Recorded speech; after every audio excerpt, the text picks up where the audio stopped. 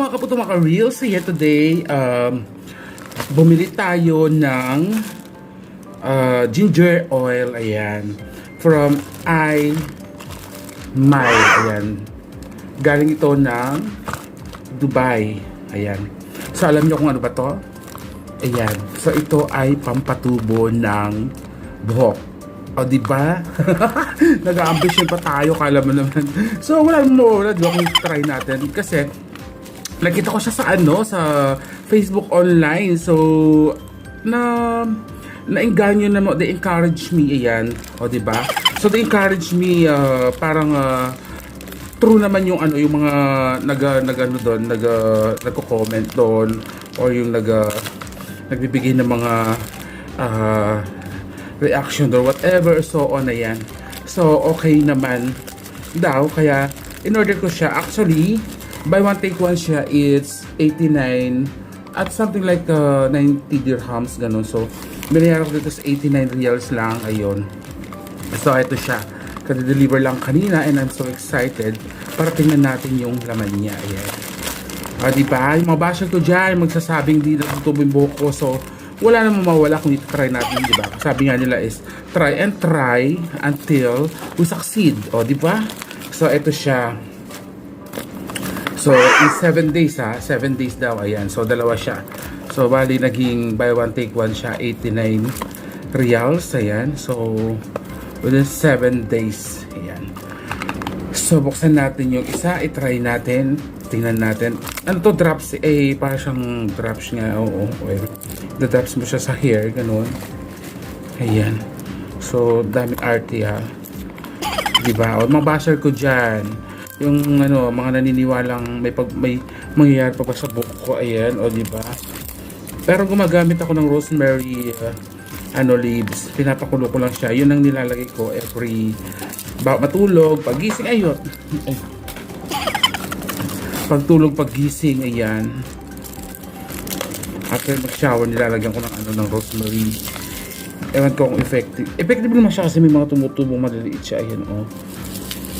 So isabay ko ngayon to kung magiging lalo siya effective. So tingnan natin, ayan. Ayan, King of Ginger pala siya. King of Ginger ang pangalan niya. So hindi natin mabasa kasi ano ang sulat na to? Chinese to. Oh. So tingnan natin siya. Ito siya. So ayan yung laman niya. Ayan, oh. So try natin maglagay. Ayan. So para siyang tiki-tiki drops. Ayan. Okay. So let us try. Ayan. Yeah. Ay! Oh my gosh, baka pagising ko yung kilay ko pala, ang kapal-kapal na, no? Ayan. Wala naman siyang yung napanood kong doon,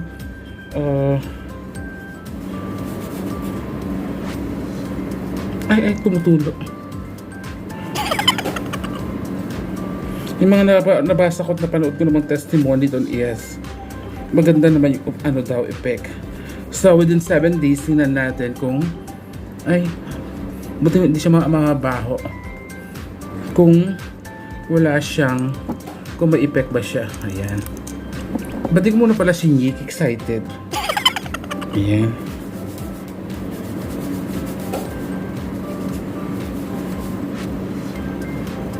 Gusto ko sana malagay yung hairline ko, ayan. Tapos palagising ko, Diyos ko, mukha na akong unggoy sa kapal ng buhok, no. Wish ko lang. Parang Vicky Morales, wish ko lang, ayan. So gawin natin to twice a day bago matulog, at saka bago after maligo, ayan, gawin natin siya. So parang naman siya. Oh, diba? Hindi naman siya oil, lang siya, parang water. Oh my gosh, baka ma-scam na naman tayo. Ayan, so lagay pa tayo. Parang nag-i-enjoy ko sa paglalagay. Ayan.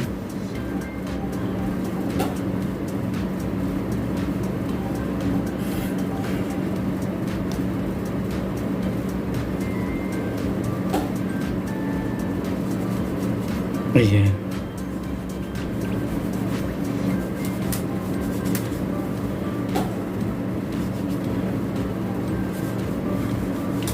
Ito.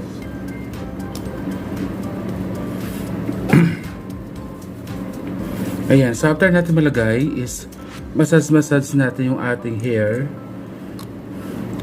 para umepek sa ating anit. So i-close muna natin siya.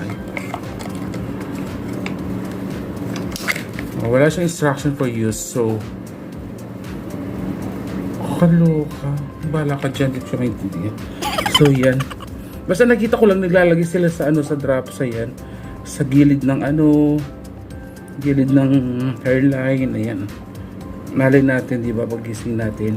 Marami na tayong buhok, ayan. So, let's see. Ayan, hayaan natin siyang matuyo.